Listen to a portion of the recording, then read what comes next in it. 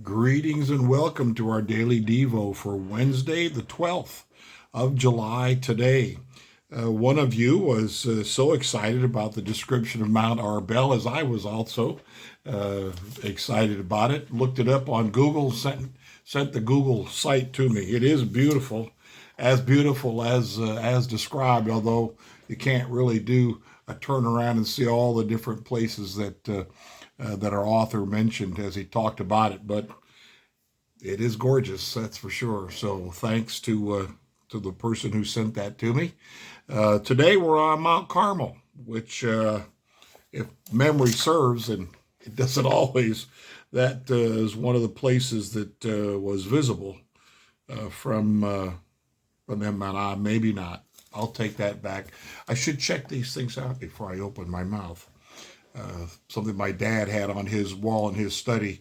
Be sure, or actually when you pull the sun visor down in the car, be sure brain is engaged before putting mouth in gear.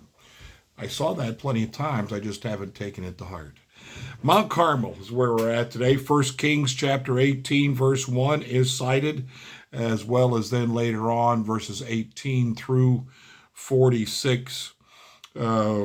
Verses 20 and 21 of that passage are what are cited here for us. So Ahab sent word throughout all Israel and assembled the prophets on Mount Carmel. Elijah went before the people and said, "How long will you waver between two opinions? If the Lord is God, follow him. But if Baal is God, follow him." A handful of Carmelite monks still live in the isolated Mukraka monastery on Mount Carmel. They trace their heritage to Crusader knights who believe this to be Al-Mukraka, the place of the sacrifice, the setting for the contest described in 1 Kings 18. The contest between Elijah and the prophets of Baal, and if you went to our Sunday school class several weeks back, you heard all about this already. The contest between Elijah and the prophets of Baal revolved around the question of divine authenticity. The Lord revealed himself to ancient Israel as the only authentic deity. The pagan nations had a different perspective. Immersed in a natural world they could not explain, they ascribed inexplicable natural phenomena to the work of unseen deities. This included Baal, B-A-A-L, the deity thought to control dew and rainfall. Unfortunately, ancient Israel adopted the thinking of their pagan neighbors. We see it particularly in the experience of King Ahab, who elevated Baal to the position of Israel's national deity. Now remember, we're talking the northern kingdom. After the kingdom split, Israel was the north and then Judah was in the south. This fueled popular support for him and caused many in Israel to waver on whether Baal or the Lord was the real deal.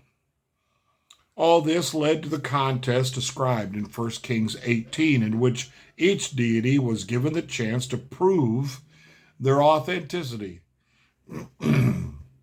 Both claimed to control the same atmospheric phenomena. Baal was often pictured riding on the top of a cumulonimbus cloud and brandishing a lightning bolt. The Lord was described with the same imagery in Exodus 19:16 and Psalm 18, verses 12 and 14. Which of the two would show their legitimacy by slinging fire to earth? Let's add location to the story. Elijah chose Mount Carmel for the contest. This arching ridge stretches for 30 miles before dipping its toes in the Mediterranean Sea. It's perfectly positioned to intercept the winter rainstorms that come off the sea, receiving far more precipitation than other nearby locations. As a result, this vegetation-filled mountain became intimately connected with the worship of rain-providing, thunderbolt-wielding Baal. It was where Baal's devotees expected him to perform at his peak, kind of his home field, I guess.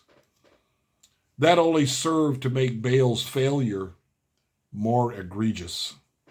Although Baal's priests poked and prodded him all day, there was no response from this popular god.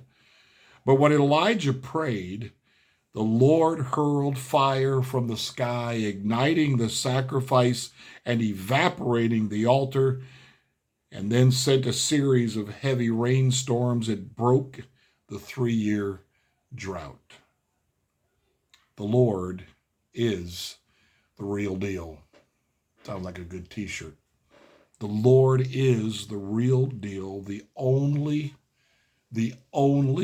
true God. But we live in a world where that is not a popular perspective.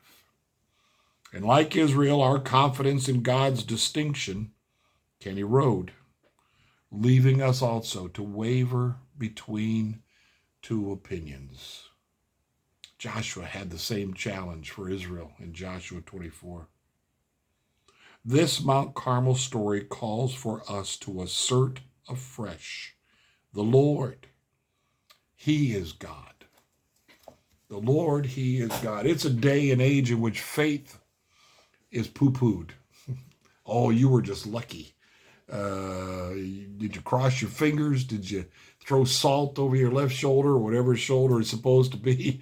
All kinds of things people believe that are, lucky pennies and horseshoes and just all that kind of silliness. Horoscopes. Who is our God? Well, we better be able to honestly and legitimately say the Lord. He is our God, the God of Abraham, Isaac, and Jacob. He is our God. The God that loved the world so much that he sent his son to die on a cross for us. He is Lord.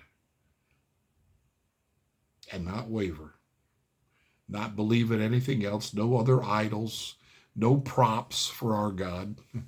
He can handle himself because every place is his home field. Questions for today. How has popular opinion misshaped our understanding of who God is? From the very beginning, you look in the New Testament, from the very beginning, false teachers cropped up overnight. Paul addressed them, John addressed them, Jesus addressed them. It was rampant, always has been rampant. Jesus warns, seems to me, that it would get even worse as we draw near to the end. And that causes doubt. We begin to trust ourselves in a lot of the things that are being taught these days. Yes, we'll throw God in the mix, but really it's up to us to have our best life yet. Question number 2, how can the church best restore a correct understanding of who God is in a world that misunderstands his identity? First phrase that pops in my head is preach the word. But if we're going to be out in the world with it, we not only talk it, we got to live it. We've got to live it. Are we showing love for our neighbors? Are we showing love for God with all of our heart, soul, mind, and strength? They have to see it. They have to see the genuine thing in us if they're going to believe. We can't just tell them things.